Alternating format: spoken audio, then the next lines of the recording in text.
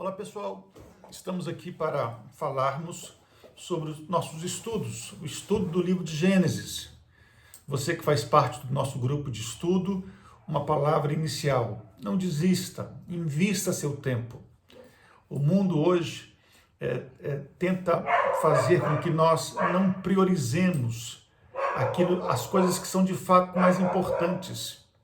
E se há uma coisa importantíssima na vida das pessoas, sobretudo daqueles que creem em Deus, é conhecermos acerca do próprio Deus.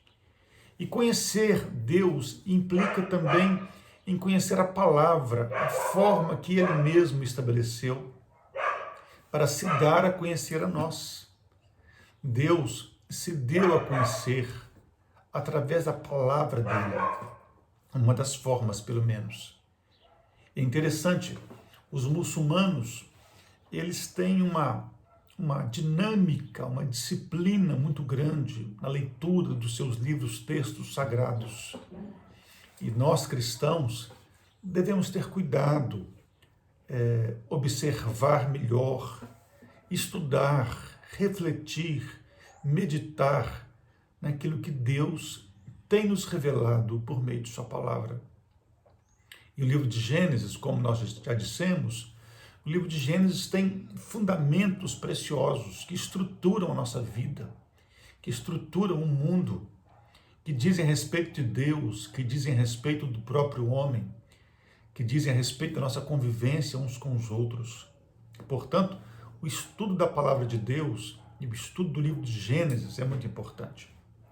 Estamos aqui para neste vídeo, falarmos das questões que nós colocamos como exercício de revisão. Foram 12 questões. A primeira diz assim: observe as afirmativas a seguir e marque verdadeiro ou falso. Primeira afirmativa: o livro de Gênesis integra o Pentateuco. Sim, é verdadeiro. O Pentateuco são os chamados livros da lei e fazem parte do Pentateuco Gênesis, o Êxodo, Levítico, Números e Deuteronômio, o chamado Pentateuco, livros da lei. A segunda afirmativa diz assim: o livro de Gênesis tem a sua autoria desconhecida. Não. O livro de Gênesis, como já dissemos na introdução do nosso estudo, é de autoria de Moisés. Moisés claramente se apresenta ao longo do Pentateuco como autor principal destes 5 primeiros livros das Escrituras. A terceira afirmativa: exegese é a investigação de questões relacionadas ao significado do texto, a busca por encontrar a intencionalidade do autor. Sim, isso é exegese. A exegese, portanto, é uma ferramenta que está diante de nós para interpretarmos o texto, para verificarmos de fato quem é o público-alvo que o autor remeteu o seu livro, destinou o seu livro, qual foi o propósito do livro para aqueles primeiros leitores e também qual que é o propósito do livro para nós hoje, anos depois. Então, a exegese é essa ferramenta que busca interpretar, então, essas coisas que têm a ver com a intencionalidade do autor. A quarta afirmativa da questão 1 é quanto à inerrância das Escrituras. É verdade, queridos, nós cremos que a Bíblia é inerrante e ela é fonte confiável. Tudo aquilo que a Bíblia fala sobre qualquer assunto, você pode ter certeza que a Bíblia é uma fonte infalível de informação. Bem, a segunda questão veio assim: com qual propósito o homem foi criado? Nós falamos diversas vezes sobre isso. Fizemos um vídeo, escrevemos. O propósito pelo qual o homem foi criado foi para prestar glória a Deus.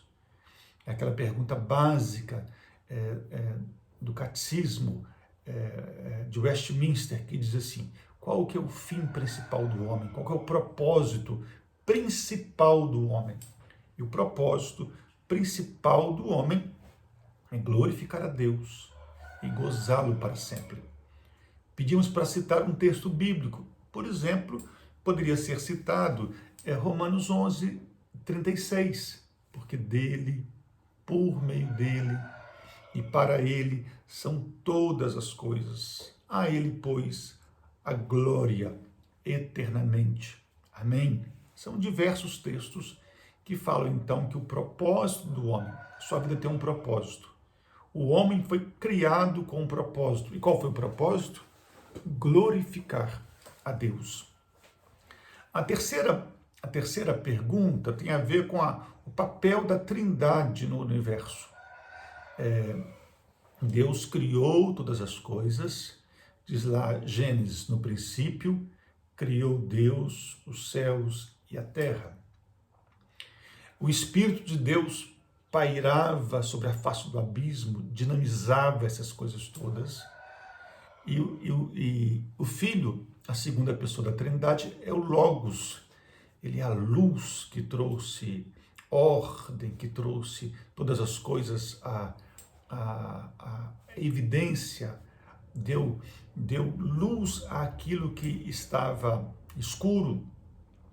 Quando, por exemplo, Deus disse, façamos o homem, a nossa imagem e semelhança, há, portanto, uma participação intensa da Trindade. O Evangelho de João diz que todas as coisas foram feitas por intermédio dele, o Verbo, e sem ele, nada do que foi feito se fez. No princípio era o Verbo, Cristo. O Verbo estava com Deus e o Verbo era Deus. Todas as coisas foram feitas por intermédio dele. A quarta pergunta diz respeito às principais correntes que negam a existência de Deus. O naturalismo, o materialismo, o marxismo são correntes filosóficas que negam a existência de Deus. A corrente marxista, por exemplo, na qual está fundados os partidos todos que confessam a perspectiva esquerdista, pressupõe a inexistência de Deus. Entendem que não há nada mais além do que a matéria. Tudo que existe pode ser visto, pode ser cientificamente provado. Então, as correntes que falam da inexistência de Deus é o ateísmo, o agnosticismo, o materialismo, o naturalismo, o marxismo, entre outras. A quinta pergunta foi assim, com qual propósito Deus criou o Jardim do Éden? Deus criou o Jardim do Éden para que ali as coisas que ele criou, sobretudo os nossos primeiros pais, Adão e Eva, pudessem ter uma vida feliz, pudessem então gozar de comunhão, de graça, de louvor ao Criador. Deus criou o homem para glorificá-lo. E Deus então fez esse exuberante jardim, que é o mundo, que é o planeta Terra, para que nesse planeta maravilhoso, criado simetricamente por Deus, o homem pudesse então lhe prestar culto, lhe prestar adoração. No texto de Gênesis, tem lá o que Deus criou dia a dia, né? E a sexta pergunta foi sobre o que Deus criou no quinto dia. No quinto dia, como diz claramente o texto, Deus criou as aves dos céus, Deus criou as criaturas marinhas, todos os seres que movem nas águas. Essa foi a criação de Deus no quinto dia. Você pode ler lá o capítulo 1 de Gênesis, isso vai estar muito claro na ordem daquilo que Deus criou no sexto dia. Nos 6 dias e no sétimo dia, Deus descansou, Deus celebrou.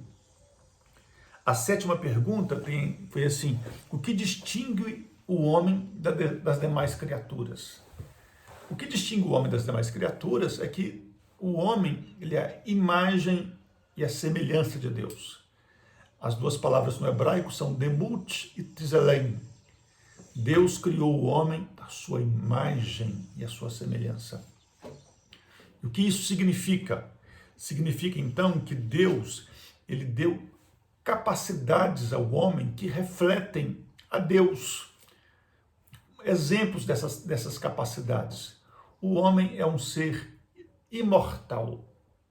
Deus é eterno. O homem é imortal. O corpo do homem estava sujeito à morte, mas a alma do homem é imortal. Isso é um reflexo da semelhança, da imagem de Deus no homem. Os nossos bichos de estimação, eles morrem e definitivamente morrem. Eles não têm uma alma imortal. Os homens não. Os homens justos e injustos, o povo de Deus e aqueles que não são povo de Deus, eles têm uma alma imortal. O homem, ele tem racionalidade, isso é reflexo da imagem e semelhança de Deus.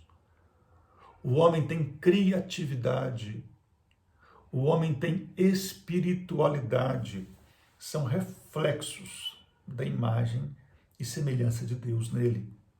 Então, nós nos parecemos, na nossa finitude, temos alguns traços que apontam para a infinitude de Deus, tais quais a racionalidade, a imortalidade, a espiritualidade, a criatividade, são aspectos. A 8ª pergunta fala sobre os mandatos que Deus deu ao homem, isso antes do pecado. Quais são os mandatos? O mandato espiritual, isto é, Deus nos criou para termos comunhão com Ele. Se você não tem comunhão com Deus, sua vida está fugindo ao propósito pelo qual Ele estabeleceu. Mandato espiritual. Deus nos deu um mandato social, isto é, o mandato de constituirmos família, termos uma esposa, termos nossos filhos, vivermos em comunhão, vivermos em sociedade. Por isso, Deus disse lá, portanto, deixa o homem, seu pai e sua mulher, seu pai e sua mãe, e se une à sua mulher. Mandato social, para que encham a terra, construam relações. O homem é um ser social. Terceiro, Deus deu ao homem um mandato cultural. O que significa o mandato cultural? É o homem exercer o domínio sobre aquilo que Deus criou. Um teólogo chamado Gerhard von Groningen fala que o homem é o vice-gerente da criação, isto é, Deus criou o universo e deixou o homem como responsável por esse universo. O cristão tem que ter uma preocupação ecológica, mais do que qualquer outra pessoa. O cristão, no seu trabalho, ele deve trabalhar com vistas a exercer o domínio sobre o mundo para a glória de Deus. São vários os aspectos que demonstram que o homem deve, portanto, exercer o domínio sobre esse mundo. A nona pergunta está relacionado ao que significa o Éden. O Éden, então, o significado espiritual do Éden. Éden é um lugar de comunhão com Deus.